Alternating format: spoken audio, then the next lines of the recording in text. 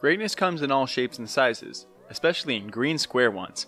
Look at this nerd, everybody laugh at him.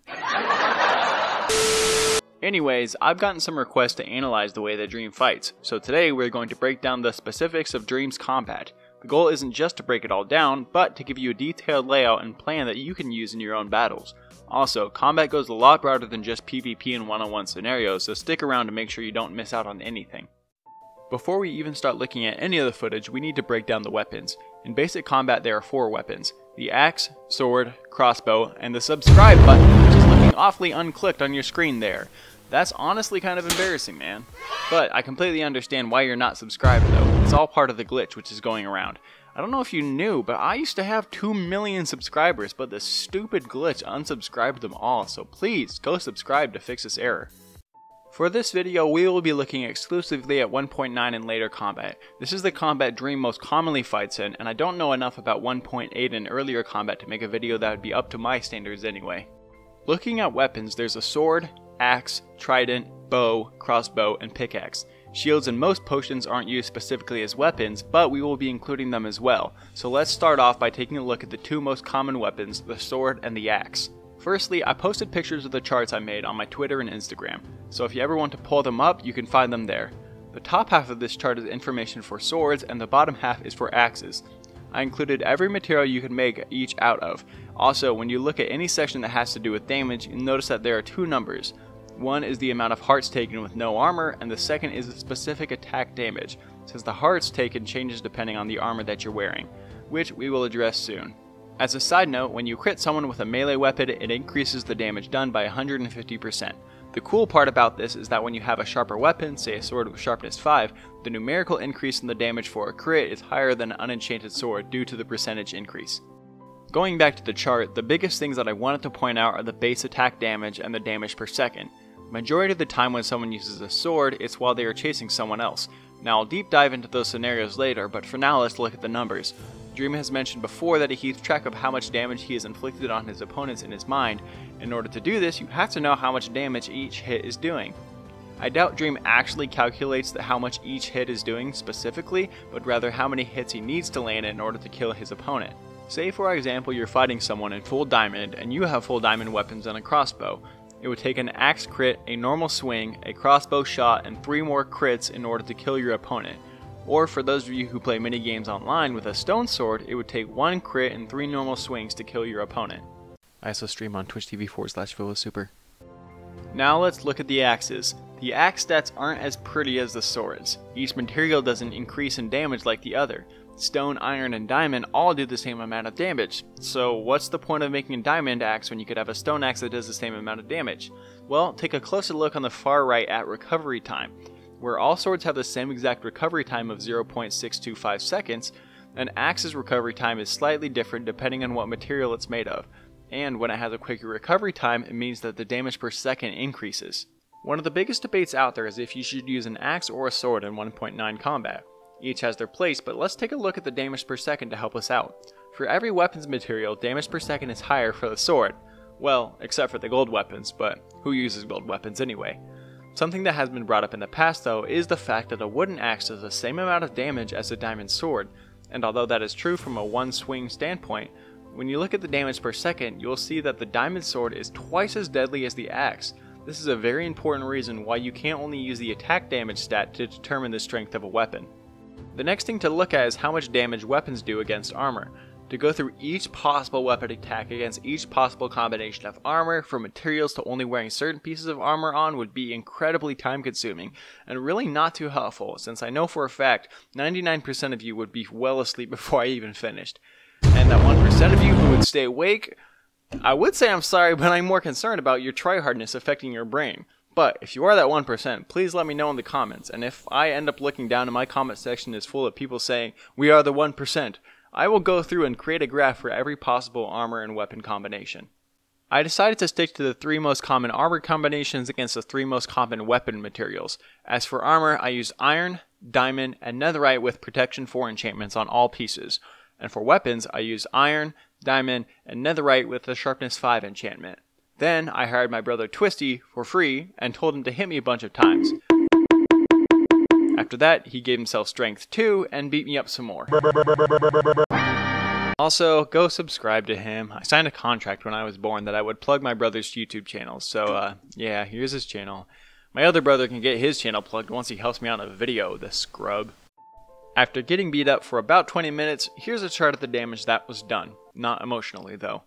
There's nothing especially crazy that stands out, other than the fact that Strength 2 gives you a 260% damage increase. Like, why you wouldn't splash yourself with it is beyond me. Like, holy cow, that number was a surprise to me. But some of the important things to know are how big of a jump there is in armor from iron to diamond. Damage is reduced anywhere from 50 to 60%. You see a similar jump on the chart with diamond and netherite, but that is in large part due to there being a protection 4 enchantment on the netherite, which reduces damage by another 16%. Speaking of armor, when you look at the armor bar, each piece in the bar as a base counts essentially as 2 hearts. So a full armor bar would give you an extra 20 quote-unquote hearts. However, diamond and netherite armor both have boosts that are called toughness. What toughness does is increase the strength of each armor bar. So while a base armor piece on a bar counts as 2 extra hearts, a full diamond set of armor adds 8 more hearts on top of that. The netherite has a higher toughness rating even so it adds an extra 12 hearts of protection. One last thing that I want to mention from this chart are the shields. When you hit a shield with an axe, it doesn't automatically get disabled. In fact, there's only a 25% chance that you disable a shield. This number can, however, be increased. When you're sprinting, the likelihood that you disable a shield increases to 75%. The final way to increase the likelihood of disabling a shield is through the efficiency enchantment. Each level of efficiency increases the likelihood of disabling a shield by 5%. So, if you hit a shield with an efficiency 5 axe while sprinting, there is a 100% likelihood that you will disable the shield. When it comes to ranged weapons, there are 3 options: the bow, crossbow, and trident. A bow shot does 3 hearts of damage when shot at full power against no armor, with a 25% chance of the shot being a crit, which deals up to 5.5 hearts of damage. With a power 5 enchantment, the bow does 7.5 hearts of damage, and up to 12.5 hearts of damage with a crit. The recovery time for a bow is 1.1 seconds between draws. Tipped arrows in the flame enchantment can also be used for the bow that can deal more damage on top of the regular shot. Instant damage tip arrows are often brought up, but due to the point of the immunity code, they don't do as much damage as they really should. Immunity is that period where you get hit when your hearts are still flashing white. Say for example you get hit to initiate the immunity period and that hit causes 2 hearts of damage. And then, while you're still in the immunity period, someone else hits you with a netherite axe, which normally does 5 hearts of damage. The immunity calculation takes whichever hit did the most damage, so the 2 versus the 5 in this case, and makes the total amount of hearts taken be the higher number, which in this case is the netherite axe of 5 hearts. So in this instant, you would think that you would take a total of 7 hearts because the combination, but in reality you would only take 5. So with tipped arrows of harming, the harming potion effect acts as the second hit to the player. Although the arrow should do an additional 1.5 hearts of damage, the bows are capped at 12.5 hearts of damage no matter what. Since the bow shot itself is more powerful than the damage from the potion effect, then it only will count the damage from the bow. But effects that are time-based, such as slowness, weakness, poison, blindness, etc., all those effects will last after the bow. Now for crossbows, which are very similar to regular bows. They can shoot further and more accurately than a bow, but when unenchanted take 1.25 seconds to reload. With a quick charge 3 enchantment, the crossbow will load in 0.5 seconds, which not only is faster than a bow, but is also faster recharge than a sword. As for damage, a crossbow will deal a minimum of 3 hearts and a maximum of 5.5, which is the same as a bow, but when using a firework, it will deal up to 9 hearts of damage. The damage when shooting fireworks depends on what type of firework that it is. The firework will deal 2.5 to 3 hearts of damage from the explosion within a 4-block radius. Each firework star that you add onto the rocket adds another half to a whole heart of damage, so the most damage you could do ranges from 5.5 to 9 hearts of damage. The final weapon that we need to talk about is the Trident. The Trident is unique due to the fact that it can be used both as a melee weapon and a ranged weapon. As a base, it will do 4.5 hearts of damage as a melee weapon, which is equivalent to the diamond axe, and it will do 4 hearts of damage as a ranged weapon, which is equivalent to a netherite sword. Unfortunately, enchantments for the Tridents don't do much to help in battle. Loyalty allows the Tridents to come back to you, but doesn't increase the damage. Channeling does an extra 2.5 hearts of damage from the lightning, plus it can light whoever it is on fire, but it can be only used during lightning storms, which makes it very impractical. Impaling is an enchantment specifically made to increase the damage done with the Trident, giving you a maximum damage of over 10 hearts. but this damage boost is only exclusive to aquatic mobs, so it doesn't do anything to help in PvP situations. The only other enchantment then is Riptide, which allows you to fly during rainstorms and will do melee damage if you use Riptide to launch yourself into someone else. Riptide is also an enchantment that causes splash damage, so anyone within an 8.25 by 8.25 by 4.25 cubic area when the Riptide is used will be affected. Strength potions also work with the Riptide enchantment since it does count as a melee attack. Speaking of potions, there are a lot, and even more if you want to count some of the effects that you can get from items like golden apples. I made a list of the 10 most useful potions and effects for combat, and here's what that list looks like. Speed gives you a 20% boost and can be increased up to 40% before a shorter duration. Absorption is the extra golden hearts you get from golden apples. Strength 2 will give you a 260% power increase on all melee weapons, which is insane. Instant health gives you up to 4 hearts of health. Turtle Master Potion reduces your speed by 90%, but reduces damage by 80%, which when paired with Prot 4 Netherite makes you almost invincible. Blindness isn't a potion that I've ever seen used, but not only does it reduce visibility, it also disables sprint and the ability to crit. Weakness decreases damage by 2 hearts for weakness 1 and 4 hearts for weakness 2. And finally there's Poison, which does 1 attack damage per 1.25 seconds. The poison effect also can't be slowed down by unenchanted armor. Let me know what other potions are useful in battles that I may have missed. The first type of combat that we will be looking at are duels. This is where both opponents have the exact same armor and weapons and the battlegrounds are equal on both sides. It's the most common PvP scenario out there, and it's what people will use as the measuring stick to see who is the better fighter between two different people. When I make these analysis videos, I don't like to come in with a pre-made judgment on how I think something is or should be explained. What I do is I pull up a bunch of footage of whatever situation I'm looking at and then mark down every single point of interest, no matter how big or how small. After I finish taking all my notes, I go back and sift through them. As this process goes on, the answers that I'm looking for begin to present themselves. Before, when I made a video analyzing who the best hunter was, I had someone in mind who I thought was the best, but after I started looking through the notes, it became blatantly apparent that my initial thoughts were wrong. And when I started to look through these notes on about how Dream fights, I began to see a pattern appear. You see, Dream runs up to his opponent with his shield blocked. He jumps a bit while waiting for them to swing. As soon as they swing, Dream hits again, and then shoots his crossbow. His opponent retreats and Dream reloads his crossbow before going after them again. They both come face to face again, shields up. They swing, and then immediately after, Dream hits again, then crossbow. At this point, his opponent has 2 to 5 hearts remaining. Dream then chases after, perfectly content to trade hits knowing that he has the health advantage. One final swing, and he's won the match. The pattern was displayed in almost every one of Dream's fights. When he comes to the middle with his shield blocked, he's waiting for his opponent to strike. The very moment when they do, Dream strikes back. When his opponent swings, their shield is down. Dream is able to get off a full-powered axe swing as well as a second weaker swing to finish up by a crossbow shot, all before his opponent can block their shield. This is the ideal situation, and immediately after this combo, Dream will run. Although he got in the most hits, they disabled his shield, so he needs to run and stall in order to let his shield regenerate. Once that happens, he's ready to square back up. If at the beginning of the match Dream is the one who swings first, he still performs the combo, but only landing the 2 weaker hits. When this happens, Dream becomes more aggressive.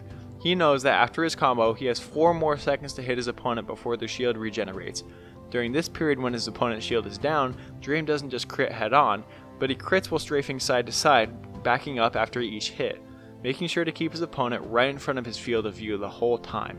Dream is a smart fighter though. He's not concerned about constantly keeping up the pressure on and being aggressive. If Dream senses a disadvantage, he runs.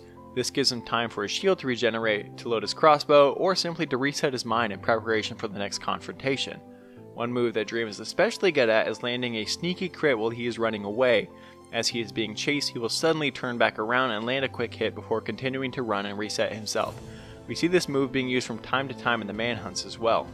That is the general base that Dream uses as a strategy, but if I hop onto PvP Legacy and try to use it, it doesn't turn me into a PvP god. Having a good plan is the first step towards greatness. Executing the plan is the second step, and the third step is the little things that you do and how you deal with adverse situations. What sets Dream apart from the others is how well he worked with this last step. Dream knows how to time his hits perfectly. Sometimes he will block and then jump while blocking, and on his way down way further than you normally would, he will swing his axe and still land as a crit. Also, when Dream will have the high ground, sometimes he'll jump over or past his opponent, spin 180, and then hit him from behind where the shield isn't blocking. Other times when his opponent is on the run, Dream will block, knowing that they may turn and try to get in a quick crossbow shot. And then there are times where Dream will get 2 crits because his opponent jumps too close to him, meaning that Dream has time to land a first crit and a second before his opponent can get out of his range. If you remember the Dream Manhunt analysis video, I mentioned that shields only block in a 90-degree angle in the direction that the player is facing, and Dream knows this, and you'll see him run behind his opponent to land a hit. It seems like a relatively simple move, but situationally it plays well into Dream's advantage. In this situation, Fruit Berries is turning to face Dream. He does so while holding up his shield, trying to be ready to block for Dream's swing the moment he comes face to face. Fruit then sees Dream coming towards him, so he buckles down, more prepared for a hit rather than to be on the attack. So knowing that Fruit is most likely to continue blocking, Dream runs past him and then spins 180 before Fruit can, so that Dream can be sure to land a hit without the shield blocking his shot. Timing is also a huge deal in Dream's strategy. Since Dream likes to wait for the other person to hit first, it is imperative that he is ready to swing the exact moment after his opponent does, or he will be too late and not land his full combo. The reaction time from Dream needs to be incredibly quick, but of course there's more than just landing a combo that goes into this.